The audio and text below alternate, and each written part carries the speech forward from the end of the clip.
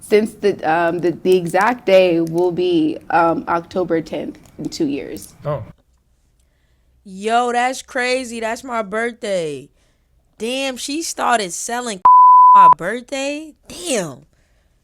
I feel like I failed her. Yeah. coming up. Yeah. So let's go back to the beginning, how you got into this. You went to high school? You graduated? What up, YouTube? What up, YouTube? You clicked the title, you read the page. This is actually something that's gonna be very interesting to me because the other day I got hit up by a stripper, right?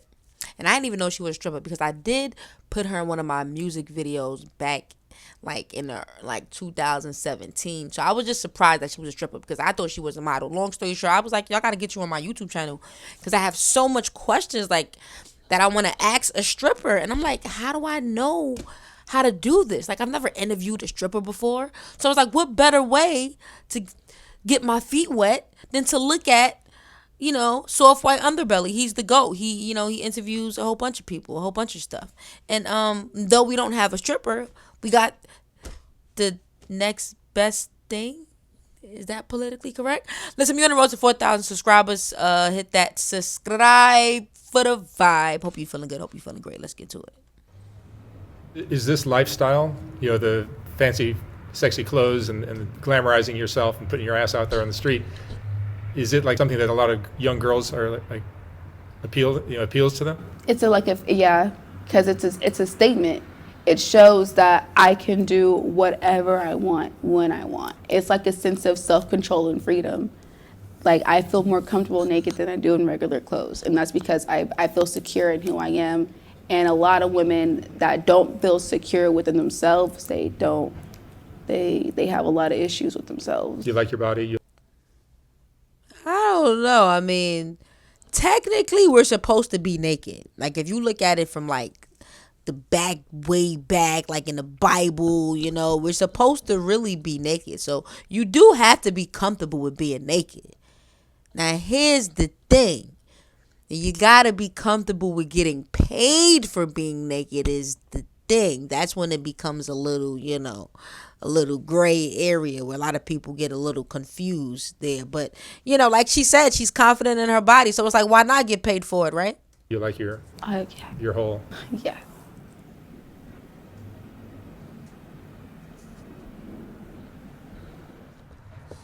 Yo, can they like legally do this? Like, can you legally be the P word? Well, I'm probably gonna get demonetized anyway, so I don't even try to make no sense try to soften this up. Can you legally be like a prostitute? Like, how does that work? All right, honey, where are you from originally? Where'd you grow up? Sacramento, California. Sacramento. And tell me about your family. You had mom and dad? So my family is complicated. We're well blended, I should say. It's like three separate sides. It's my biological parents' side, my foster family side, and my adopted family side. So you were adopted at what age? Like 4.5 by my aunt. What was going on with your parents that they lost you? So in Louisiana, my mom went outside and I was sleepwalking as a child. So I went outside looking for her. Didn't know that I could lock the door, and I was walking the streets. The neighbors heard me. They started throwing rocks at me because they thought I was a cat, and they ended up calling the police when they realized that I was a child. And then the police ended up searching our house, and they found like crack behind the toilet. So they ended up placing me in. Yo, you know how most people be like, when girls like go this route, it's because like, like their dad's not in their life, or like, like the family's kind of, against it and stuff like that. But they're like rebels, so they do what they want to do. So it's like one or the other. The dad could be in their life and they decided to go one way, or the dad could not be in their life and still, you know what I'm saying? So it's like, because not every stripper dad ain't there. Like this whole concept of, oh, she's a prostitute, she's a stripper, her dad's not in her life. Like that's not true. Or her dad failed her. That's not true neither. Like that's just what she wants to do. Like what we talking about here?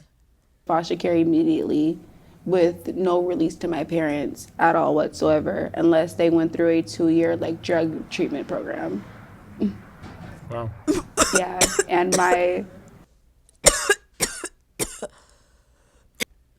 the court order was my dad would have to be a single dad in order to keep his rights to me, but he wanted to still be with my birth mom, so he signed his rights over to my aunt, which then later had to take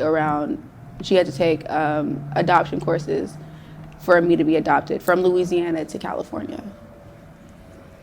How would you describe your childhood in general? I wouldn't say it was easygoing because like it had its ups and downs. It was hard, like seeing my biological parents come in and out of my life, and I had no understanding as to why I couldn't be with them. My adopted mom couldn't really like help me through my emotions with it because she didn't really she kind of understood, but she just always put it as, oh, they'll be back later. So like I don't understand why you're upset. So I don't know. I kind of grew with like a little bit of emotional neglect. Yeah, in like early childhood, I kind of felt that. I felt unheard and unseen. I wonder if that's why she became what she became. You think that's why she became a prostitute? Because she felt like, unseen and, her customers make her feel seen, I guess. I don't know. Y'all drop a comment. So I kind of grew up thinking as if I continue life without being heard or seen, I won't have no problems. No abuse? Yeah, most definitely. Not child abuse though, but like in my relationships, yeah, for sure, abuse. My last boyfriend in 2020 to 2021, he was really abusive. I was with him for like almost a year, 9 months. How long have you been doing this kind of work? 2 years now. 2 years. Since the exact day will be October 10th in 2 years. Oh.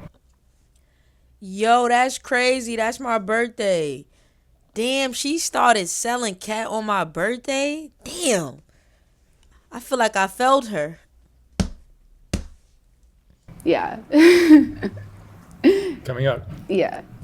So let's go back to the beginning, how you got into this. You went to high school? You graduated? Yeah, I graduated high school with a college credits in photography. Really? Yeah. I had a 2.5, 3.0 grade average in high school. How old are you now? I'm 22. 22. Mm-hmm. How'd you get introduced to doing this kind of work? So when I left my boyfriend in Atlanta, Georgia. The one who was abusing you? Yeah, I got him arrested, and he stole my phone and my wallet with all my ID and identification and everything. And I told my parents my aunt actually, to cancel my plane ticket back to California because I wanted to stay. I wanted to make it work in Georgia because I felt like I was giving up too easily. And I met this girl. She was doing it, and we ended up doing a double date together. And then I left California, got 2 jobs, realized that wasn't really working out. Like, how am I only making about $600, $900 a month for 2 jobs when I made $500 in literally an hour? So I was like, if I can continue to make $500 every hour for a week straight, I would have a lot of fucking money. You figured out that this is fast money. Yeah. Fast money, easy money, as long as you know how to stack it and save it and do the right things with it, invest in it where it needs to be invested, it works for you. Are you doing this with a business manager? No. Mm-mm. No pimp? No. Shout out to her. She ain't got no pimp. That's what I'm saying. Like, if you gonna do this, it's your cat. Take control over your cat. Don't let nobody else control your cat but you. But damn, I ain't gonna lie. I'll be pissed if I have a daughter and she become a prostitute. I ain't gonna lie. I would be upset. Now, if she was doing OnlyFans, I don't think I would be half as mad. If she was just her and her dude or her and her girlfriend, because, maybe I'm just saying that because I did it with my shorty, so maybe, but I don't know. But this would piss me off. Absolutely deep. Not. I do this solo dolo by myself. Yeah. Do you have a drug problem? No, absolutely not. No drugs? I'm a pothead, and I barely even drink. So what are you doing? You're making good money, I assume. Yeah. Mainly because I'm pretty. I just know where to place myself in like the right people at the right times and just make it work for me. A lot of girls are jealous of me because I can outwork them, and it's true. How much money do you make a typical day? Anywhere between to like a minimum 1,000, 1,500, or like 2,000 if I really push my. She make a band a day, and her wig look like that. I'm not buying it. But then again, it's probably her work wig, so that's different. Myself. 2,000 a day. Yeah. That's a lot. Yeah, it's a lot, but it comes easy. It comes really easy because more people, majority of my dates double than what they actually are. So if it's 100, I get 200, sometimes 300, 150, 180. See, that's what I was just telling the girl I just interviewed before you. It seems like all the girls, whether they're pretty, ugly, short, fat, tall, skinny, whatever, it doesn't matter. It seems like everybody's asking for $100. Because it's the trap. That's what gets them through the door because that's the lowest price. But then the reality of it is a girl like you can get. Yeah, the reality is oh shit, $100 only got me 5 to 10 minutes. Now you're pretty and I didn't finish. Now I want more time, but you want more money and I don't want to make you mad. So what I'm going to do instead is open my wallet. You said how much for how much extra time? Here you go. And that's how you do it. And I throw fits. I'm a temper tantrum. I'm like a little baby. I get mad. I've been told my entire attitude and my demeanor changes. I'm like, yeah, because like you think I'm only worth $100, and I get and like my last 3 dates were just like. I mean, you selling it is like, tomato. For 200 and up, you think I want $100 from you? No, I want more than that. You can at least do 150. Screaming. You have a lot of regulars, I assume? I do, a few. Yeah, I do. I'm not going to expose them like that because they know who they are. Do you get, no, I don't want to expose anybody. Do you get guys who take a liking to you and become a little more attached? Oh, yeah. I've had boyfriend proposals. I've never had a marriage proposal before. And I will feel bad if the guy that does ask me to marry him because I'm going to be like, I'm like, okay, we can get married, but I need about $75,000 and a divorce contract within the next 5 months after the marriage. Because no. You're a hustler. Because no. Do you think you're addicted to this fast money now? It's like this is my drug. Money is my drug. If I don't have money or my weed, I have an attitude. Because now I feel like I don't feel like myself no more. So if in 2 years of doing this, you're a pro. Oh yeah. Do you travel? I've traveled to Florida, Colorado, Louisiana, Texas, Nevada. Yeah. I've gone back to Florida twice though. And Louisiana multiple times. Like Louisiana is probably, shout out to New Orleans because that's my favorite city. You heard me? It's my favorite city, my favorite state. If y'all know me out there, it's Honey. It's me, still in Cali. I'm like a legend on Bourbon Street. My name is legendary. Like bartenders know me, bouncers know me, restaurants know me. Like whenever I go anywhere, they know it's money. You have a very likable personality. Yeah, I've been asked to help like promote like a club a few times, but I'm like no, because that will be volunteer work. You guys are just gonna pay me in alcohol, and why would I get drunk on a job when I can just ask somebody to give me free drinks when they're gonna give me money anyway? How did you become so business savvy at such a young age? Yeah, so in my childhood, I started off as Girl Scouts. I did Girl Scouts for a few years, and we sold Girl Scout cookies. And if you know anything about Girl Scouts, the more cookies you sell, the more rewards that your troops can get. And because me, my mom, and sister were always top sellers, we've always gotten be able to do more. We've gotten our troop funded for cruises 3 times. We've gotten laptops, cameras. Yeah, when it came down to selling cookies, you couldn't outsell us. You couldn't, because we had people already lined up. We had people at my mom's job willing to buy cases, not like one box, but like 3 cases of cookies to give out for Christmas. We had teachers who wanted their own little cases. Yeah. Making money is in your blood. It really is. It really is. My dad said that my dad died saying that he was broke. Come to find out, he had like over $100,000 in his bank account. Yeah. We like money, getting to the money and collecting it and saving it. That's all I know how to do. And you figured out a very easy way to make fat. Yeah. Like my first little hustle was dog sitting. I didn't babysit. I didn't care for babies at a young age until I had my son. I was 19 when I had him. And Well, you have a son. I had a feeling she had a baby because her stomach. I had a feeling. I'm like, yeah, she had a baby. Shit, I respect it. Shout out to all the mothers out there. 3 years old now. 3 years old. And are you raising him? Co-parent. Me and his dad co-parent. Yeah, we're pretty good at that. But yeah, my first hustle was like dog sitting, and I would charge my brother like $7 a week to watch his dog. And I got like maybe about like, because I was young, I was being stupid. I was like $28 out of the entire month for $7 a week.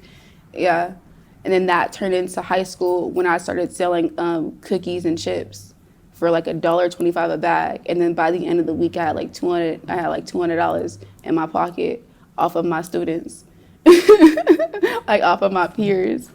But yeah, that's all I know how to do is sell anything, make money.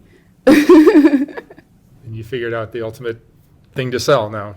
Yeah, the ultimate thing to sell is not vagina, it's time. You don't sell pussy, ladies. You sell time. There's the difference. Prostitutes sell pussy. And that's not what she is, because by the title, okay, I'm confused now. I sell time. Time is valuable. Exactly, because at the end of the day, time can't be replaced. Money can be replaced, but my hour, my 20 minutes, my 15 minutes, no, it can't be replaced. So I need to be compensated for every minute of that time. What have you learned about men from doing this kind of work? Men are simple-minded creatures. That's the always the answer. They are really simple. If you think about it, you can throw a pretty woman in his face and like he'll forget that he had work the next hour. He'll forget that he had a wife. He'll forget that he got a whole wife at home. Like, they're really simple. If they have a boner, they lose all brain power. They don't know how to think no more. But also, they're lonely. They're like men that honestly pay for sex or pay for company or anything like that. They are the truly loneliest. And sometimes it don't even be because they're lonely. So I can't say all of them. It just be because they just have money and they know that the more money they have, they can have a collection and options at the prettiest girls all over the world. But men that do this they're truly lonely at heart, because you can see it in their eyes. Like, they'll even talk to you after, and the little things that they say, like, it's like, oh, like they're trying to like laugh off at what they just did, but it's like, damn, I really just did this because I couldn't get a girlfriend. She right though. All right, I'm going to stop this video right now. Y'all drop that comment and y'all let me know if y'all want the part 2. If you guys want me to react to the full interview, drop those comments. Hit that subscribe for the vibe. Hope you feeling good. Hope you feeling great.